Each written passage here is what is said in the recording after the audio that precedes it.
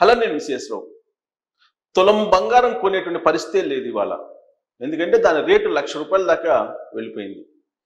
అంత పొదుపు చేసి కొనుగోలు చేసినప్పటికీ అది నాణ్యమైనదా కాదా, నకిలీదా లేదా మంచిదా అనేది కూడా తెలుసుకునేటువంటి పరిస్థితి లేదు. ఒక హాల్ మార్క్ ఒకటే అది మంచిదా కాదా తెలుసుకోవడానికి ఉన్నటువంటి ఒక ఆధారం. ఆ హాల్ మార్కును కూడా మ్యానిపులేట్ చేసేసి దొంగ బంగారాన్ని, నకిలీ బంగారాన్ని మెరుగైనటువంటి బంగారంగా అమ్మేస్తున్నారు షాపుల్లో.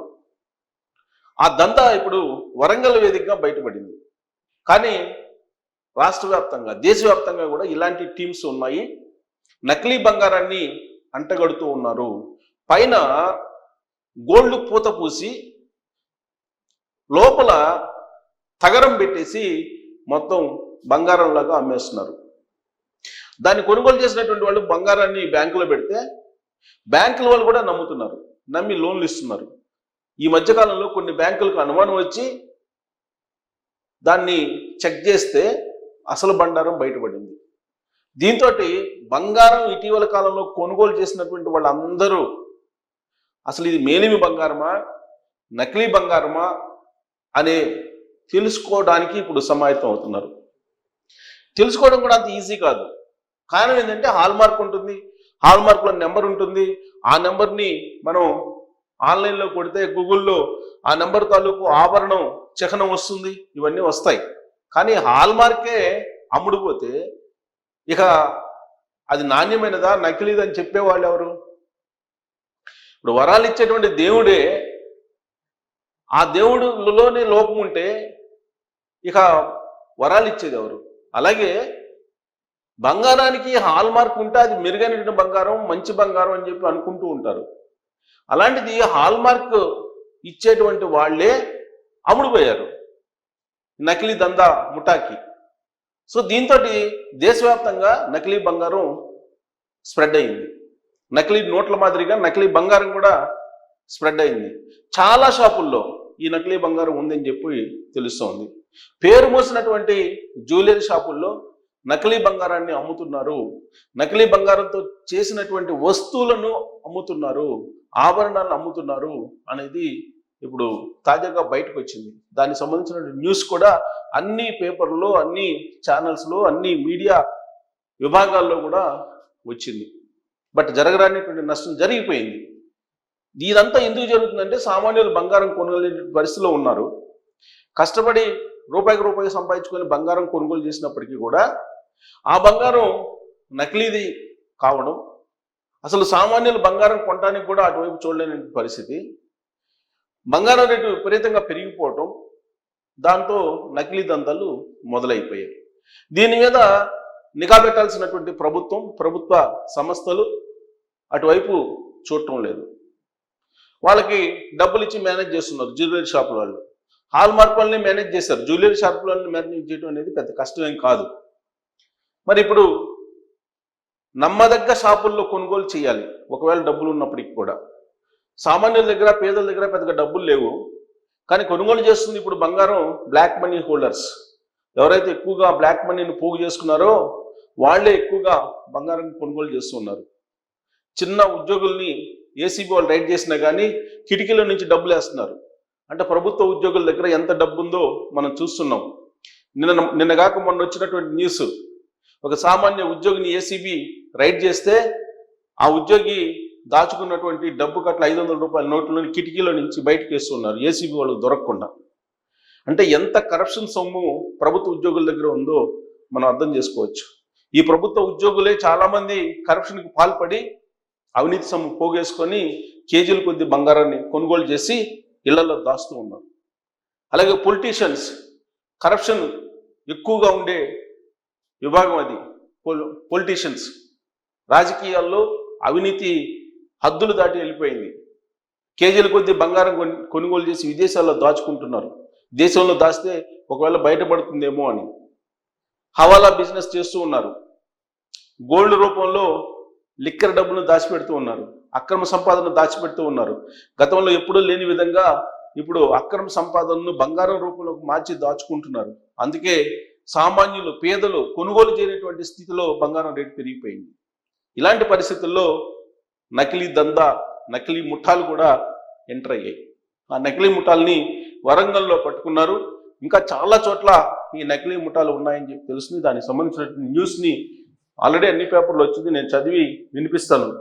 గోల్డ్ మాఫియా మాయాజాలం. ఓరుగల్లులో నయా మోసగాళ్లు బయలుదేరారు. నమ్మించి నట్టేట ముంచడంలో ఆశ్చర్యపోయారు. ఒక్క ఓరుగల్లులోనే కాదు, ఇది బయటపడింది కాబట్టి దొంగలుగా కనిపిస్తున్నారు, మాఫియాగా కనిపిస్తున్నారు. బయటపడినటువంటి మాఫియాలు చాలా ఉన్నాయి. దొరికితే దొంగ లేకపోతే దొర అన్నట్టుగా దొరికినటువంటి ముఠా మాఫియాగా కనిపిస్తుంది. దొరకనటువంటి ముఠాలు చాలా ఉన్నాయి, చాలా మాఫియాలు కూడా ఉన్నాయి బంగారం విషయంలో. ఇప్పటి వరకు కొన్ని సంఘటనలు వెలుగులోకి వచ్చాయి. కానీ మాస్టర్ ప్లాన్తో మోసాలు చేస్తున్నటువంటి ముదుర్లు ముందస్తుగానే అందరినీ మేనేజ్ చేసి మరీ ముంచుతున్నారు. అయిన వారిని, తెలిసిన వారి మోసాలు చేస్తే నేరుగా ఇళ్లకు వచ్చి పరువు ప్రతిష్టకు భంగం కలిగిస్తారని భావించి బ్యాంకులు, ముత్తూట్ ఫైనాన్స్ వంటి బడా కంపెనీలను టార్గెట్ చేసి మోసాలు చేయడం మొదలుపెట్టారు. సాధారణంగా తెలిసినటువంటి వాళ్ళకి మోసం చేస్తే ఏదో ఒక సందర్భంలో బయటపడితే ఇంటికి వచ్చి కూర్చొని వాళ్ళ పరువు ప్రతిష్టను తీస్తారు. అందుకే వాళ్ళు పెద్ద పెద్ద బడా కంపెనీలనే టార్గెట్ చేస్తారు, ముత్తూట్ ఫైనాన్స్ లాంటిది. ఎందుకంటే ముత్తూట్ ఫైనాన్స్ ఎక్కువగా బంగారాన్ని తాకట్టు పెట్టుకుంటుంది, బంగారాన్ని తాకట్టు పెట్టుకుని రుణాలు ఇస్తూ ఉంటుంది ఆ కంపెనీ. అలాగే బ్యాంకులు కూడా బంగారాన్ని తాకట్టు పెట్టుకొని రుణాలు ఇస్తూ ఉంటాయి. అందుకే బ్యాంకులను కూడా టార్గెట్ చేశారు వీళ్ళు. ఇక బంగారంను కుదువ పెట్టుకుని రుణాలు తీసుకునే పేరుతో పక్కాగా మోసాలు చేసి లోన్స్ పొందుతూ ఇప్పటికే చీట్ చేశారు. గోల్డ్ లోన్స్ పేరు మాయాజాలం చేస్తున్నారు. 24 క్యారెట్ల మన్నికైనటువంటి మెరుగైనటువంటి కేడిఎం బంగారు అని హాల్మార్క్ ముద్రలు వేసి ఉన్న బంగారం ఆభరణాలను కుదువ పెడుతూ మోసాలు చేయటం మొదలుపెట్టారు. సో మెరుగైనటువంటి కేడిఎం బంగారు అని హాల్మార్క్ ముద్రలను వాళ్లే వేసి, అంటే వేయించుకొని ఆ కొన్ని హాల్మార్క్ వేసేటువంటి కంపెనీలతోటి ఈ దందాకు శ్రీకారం చుట్టారు. వాళ్ళు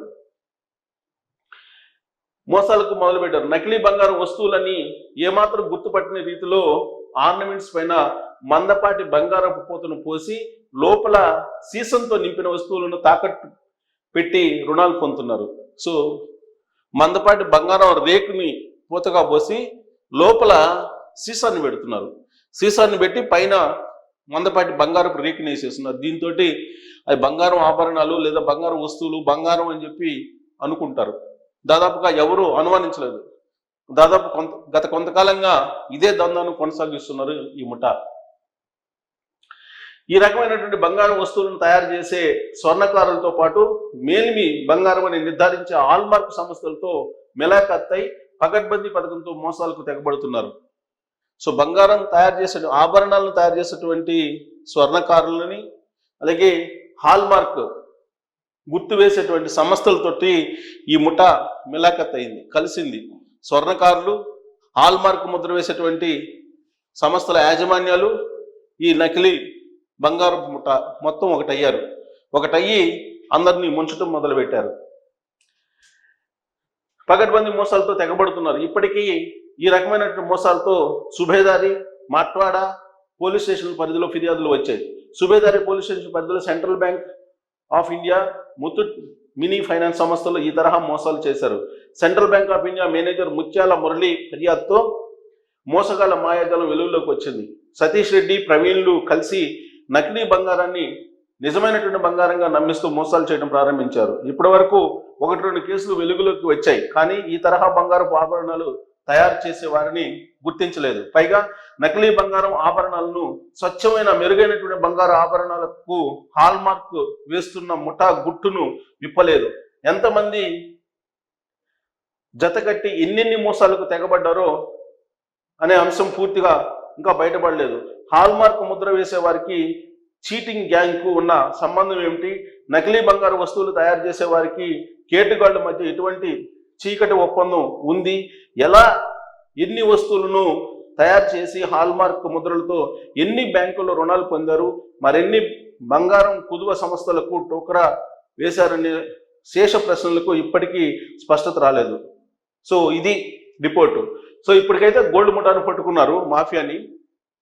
బట్ హాల్మార్క్ వేసేటువంటి సంస్థలు ఎవరెవరితోటి ఈ హాల్మార్క్ వేయించారు, అనేది ఇప్పటివరకు బయటపడాల. అది బయట పెడితేనే ఇప్పుడు నకిలీ బంగారం ఎంత ఉంది అసలు మార్కెట్లో అనేది తేలే అవకాశం ఉంది. అలాగే స్వర్ణకారులు అంటే జనరల్గా సమాజంలో ఒక నమ్మకం ఉంటుంది. బంగారాన్ని ఇస్తారు, ఒక బిస్కెట్ బంగారం తీసుకొచ్చి వాళ్ళ చేతిలో పెడితే వాళ్ళు కొంత రాగి కలిపి ఆభరణాలు తయారు చేస్తారు. వాళ్ళు ఎంత రాగి కలుపుతారు, ఆభరణాల్లో తయారు చేసేటప్పుడు ఎంత బంగారాన్ని పొడి రూపంలో పంపిస్తారు అనేది కూడా నమ్మి వాళ్ళకి ఇస్తారు. స్వర్ణకారుల మీద నమ్మకం ఉంటుంది ఆభరణాలు తయారు చేయించుకున్నటువంటి వాళ్ళకి. అలాంటి స్వర్ణకారులు కొందరు ఇలాంటి వాళ్ళతో చేతులు కలిపారు. మరి ఎంతమంది స్వర్ణకారులతోటి ఈ విధమైనటువంటి దందాలు చేయించారు, హాల్మార్క్ సంస్థలు ఏవేవి ఈ దందాల్లో పార్టిసిపేట్ చేసి వీటిని బయట పెట్టాలి. వీటిని బయట పెట్టకపోతే కనుక బహిరంగ మార్కెట్లో ఎన్ని బంగారపు ఆభరణాలు నకిలీ ఉన్నాయి, ఎంత బంగారం నకిలీది ఉంది అనేది ఇంకా బయటపడలేదు. జస్ట్ ఒక వరంగల్లో మాత్రమే చిన్న అంశం బయటకు వచ్చింది. ఇది కనుక మొత్తం బయటకు వస్తే కనుక ఈ బంగారం షాపులు, పెద్ద పెద్ద జ్యువెలరీ షాపులు ఏవైతే ఉన్నాయో కొన్ని ఆ మోసాలు చేసేటువంటివి మొత్తం బయటకు పడేటువంటి అవకాశం ఉంది. సో మీరు బంగారం కొనుగోలు చేసేటప్పుడు అన్ని రకాలుగా ఆలోచించి హాల్మార్క్ను కూడా అనుమానించాల్సినటువంటి పరిస్థితి ఇవాళ ఏర్పడింది. కాబట్టి అన్ని రకాలుగా ఆలోచించి మీరు బంగారాన్ని కొనుగోలు చేయాలి, లేదంటే మీరు కూడా మోసపోయేటువంటి అవకాశం ఉంది. సో ఈ ముఠాల గురించి కానీ, లేదా ఈ హాల్మార్క్లో ఉండేటువంటి లోపాల గురించి కానీ, స్వర్ణకారులు తయారు చేసేటువంటి ఆభరణాల్లో లోపాల గురించి కానీ, లేదా వాళ్ళు చేసిన మోసాల గురించి కానీ మీరు తెలియజేయాలనుకుంటే ట్రోల్ చేయొచ్చు. Thank you.